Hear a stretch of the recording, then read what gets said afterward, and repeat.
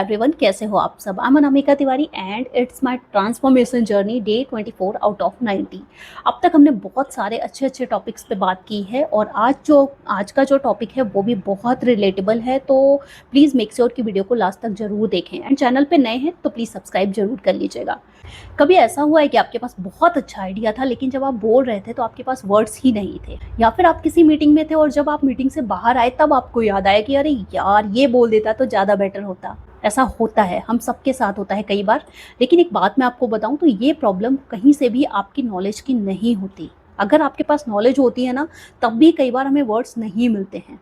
ये प्रॉब्लम होती है कम्युनिकेशन की। कम्युनिकेशन मतलब आप किस तरीके से बोल रहे हो, किस तरीके से आप अपनी बात को आगे, किस तरीके से आप अपनी बात को कन्वे कर रहे हो। अच्छी बात ये है कि ये जो स्पीकिंग की पावर होती है, जो स्पीकिंग का टैलेंट होता है, ये कोई भी इनबॉर्न लेके नहीं आता, बाय बर्थ लेके नहीं आता। हर कोई यहीं पे आके सीखता है और हर कोई खुद को इम्प्रूव ही करता है। ठीक है, आज की वीडियो अगर आपने लास्ट तक देखी तो मैं आपको कुछ ऐसे टिप्स देने वाली हूँ जिससे आप अपनी स्पीकिंग को नेक्स्ट लेवल पे लेके जा सकते हो। ठीक है, चलिए सबसे पहले एक मिथ तोड़ते हैं। लोगों को लगता है कि कॉन्फिडेंस आएगा तब मैं अच्छा बोल पाऊंगा, लेकिन ऐसा बिल्कुल नहीं होता। It's just opposite. जब आप धीरे धीरे बोलना स्टार्ट करते हो, जब लोगों को आपकी बात समझ आने लगती है, तब कॉन्फिडेंस आता है। ठीक है, अब इसके लिए अब आप कहोगे कि नहीं मैम ऐसा तो नहीं होता, मैं बोल ही नहीं पा रहा हूँ तो मैं समझाऊंगा कैसे।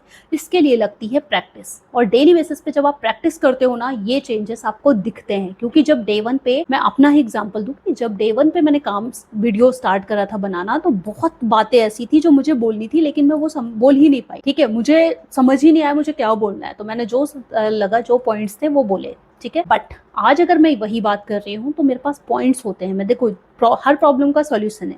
अगर आप कोई चीज़ बोलते वक्त कंफ्यूज हो रहे हो ना, तो प्लीज़ लिखो, क्योंकि लिखने में किसी ने रोक नहीं रखा है ना। लिखो उस चीज़ को, और जब आप लिखोगे तो आपको वो याद होती जाएगी। ठीक है, जब आपको याद होगा ना तो आप अंदर से कॉन्फिडेंट फील करोगे और आप कॉन्फिडेंटली अपनी बात को किसी के सामने रख पाओगे। Speak clearly, speak confidently, it's very important for everyone. कभी भी परफेक्ट टाइम का वेट मत करो, आज से स्टार्ट करो। अपने लिए डेली 2-3 मिनट निकालो जहाँ पे आपको कोई एक टॉपिक पे बोलना है, और वो टॉपिक जब आप रिकॉर्ड करोगे ना, उसको कहीं पोस्ट नहीं करना, जस्ट रिकॉर्ड करो और रखो। सिर्फ 10 से 15 दिन ये करके देखो, डिफरेंस आपको खुद में दिखेगा।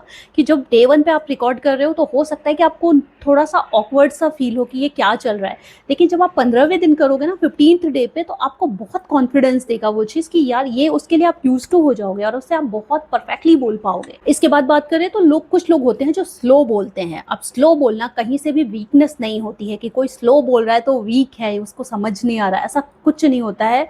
कई बार आपने नोटिस किया होगा कि जो अच्छे स्पीकर होते हैं ना, वो धीरे ही बोलते हैं, स्लो बोलते हैं। स्लो बोलने का मतलब ये नहीं कि आप बहुत धीरे बोलो कि किसी को सुनाई ही ना दे। स्लो मतलब आप ठहराव के साथ बोल रहे हो, अपनी बात रख रहे हो, पॉज ले रहे हो, फिर उसके बाद दोबारा से कॉन्फिडेंटली अपनी बात को स्टार्ट कर रहे हो।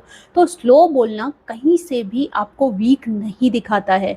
हाँ, आपको खुद पे काम करना है। अगर आप अभी प्रैक्टिस स्टार्ट कर रहे हो तो ये ध्यान रखो कि जो भी बात कह रहे हो ना, वो क्लियर और कॉन्फिडेंट तरीके से बोलो, जिससे अगले को वो बात समझ में आए। ठीक है, बहुत सारे स्पीकर ऐसे हैं जो स्लो बोलते हैं लेकिन बहुत अच्छे तरीके से प्रोनाउंस करते हैं, इसलिए लोग उनको सुनने के लिए ना परेशान, पागल होते हैं। बहुत लोग ऐसे हैं जो बोलते हैं ना, तो हम सबको लगता है कि ये आवाज़ बस सुनते रहो। तो अगर आपको ऐसा कुछ आगे चल के करना है तो आपको नंबर 2 पे यही तो आपको ये चीज़ करनी पड़ेगी कि आप खुद को पहले धीरे धीरे कॉन्फिडेंट बनाओ, बोलना स्टार्ट करो, रिकॉर्ड करना स्टार्ट करो, लिखना चालू करो। ठीक है, इससे आपको कॉन्फिडेंस आएगा और आप खुद में और ज़्यादा, जब आप बोलोगे किसी के सामने तो कॉन्फिडेंट फील करोगे। Simple language, powerful communication. Simple language का मतलब ये नहीं है कि आप कुछ भी बोलोगे। ठीक है, कई लोग ऐसे आपने देखे होंगे जो क्या होता है कि स्मार्ट बनने के चक्कर में ना बहुत हैवी वर्ड्स इंग्लिश के यूज करना स्टार्ट कर देते हैं। एक बात बताओ, ऑडियंस जिस तरीके से आपकी ऑडियंस होगी, आपको उस तरीके से बोलना है। सिंपल कम्युनिकेशन का यही मतलब है यहाँ पे, कि जब भी आप किसी के सामने बोल रहे हो ना, तो आप ऐसे वर्ड यूज करो, ऐसे शब्द यूज करो जो अगले को समझ में आए। ऐसा मत करो कि कुछ भी आप यूज कर रहे हो और अगले को समझ ही नहीं आ रहा, क्योंकि ओवरऑल कम्युनिकेशन का मतलब होता है कि आपकी बात अगले को समझ में आनी चाहिए। आप फॉर एग्जांपल ऐसा ले लो कि अगर आप किसी अदर स्टेट में जाते हो और वहाँ की लोकल लैंग्वेज डिफरेंट है, ठीक है? तो आप वहाँ पे हिंदी, इंग्लिश के बड़े-बड़े वर्ड्स बोलोगे तो वो कोई समझेगा ही नहीं ना, तो उसका फ़ायदा नहीं निकलेगा।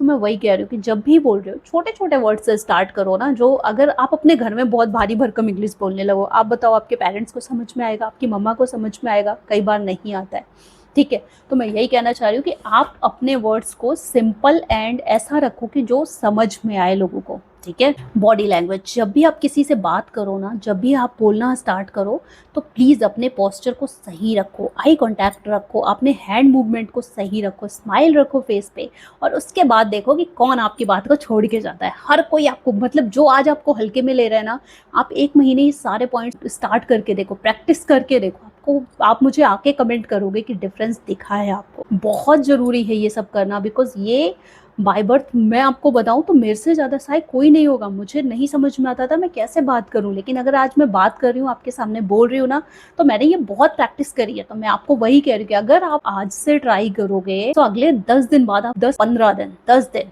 आप आके कमेंट करके जाओ। ये बिल्कुल मैं सही कह रही हूँ। तो आज से एक चैलेंज लो, डेली 5 मिनट रिकॉर्ड करो, उसमें आप मूवी रिव्यू, कुछ भी जो आपको पसंद हो उस टॉपिक पे बोलो, ठीक है?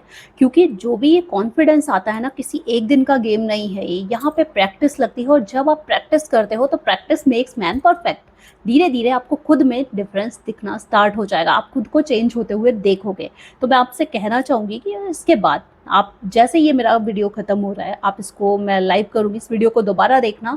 कोई भी पॉइंट्स आपको ना समझ में आए तो प्लीज़ कमेंट करना, लेकिन आज से प्रैक्टिस स्टार्ट करो। मैंने 4 पॉइंट्स बताए हैं यहाँ पे, उन चारों को ध्यान रखना है आपको। कि पहला, आपका जो मिथ है ना कि मैं पहले कॉन्फिडेंट होऊंगा देन बोलना स्टार्ट करूंगा, पहले उसे तोड़ दो भाई। पहले आप बोलना स्टार्ट करो, कॉन्फिडेंस ऑटोमेटिक आएगा। दूसरा, मैंने आपको बोला कि खुद की जो भी लैंग्वेज बोल रहे हो उसको सिंपल टोन में बोलो। ऐसे ज़रूरी नहीं, ओवर स्मार्ट बनने की ज़रूरत नहीं है, भारी करने हैं। इंग्लिश, हिंदी डजेंट मैटर, आपकी ऑडियंस क्या है, आपको वैसे ही बोलना होगा, ठीक है? इसके बाद मैंने आपको बताया कि आपको कॉन्फिडेंट दिखना है। जब आप बात कर रहे हो, आपको आपके बॉडी लैंग्वेज पे काम करना है। आपकी बॉडी लैंग्वेज अच्छी होनी चाहिए, जिससे कोई आपको हल्के में ना ले।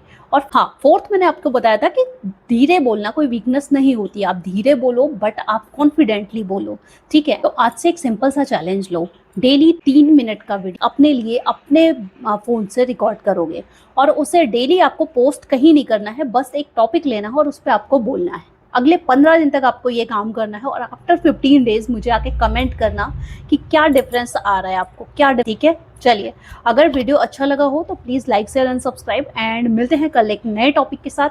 Thank you so much. Radhe Radhe.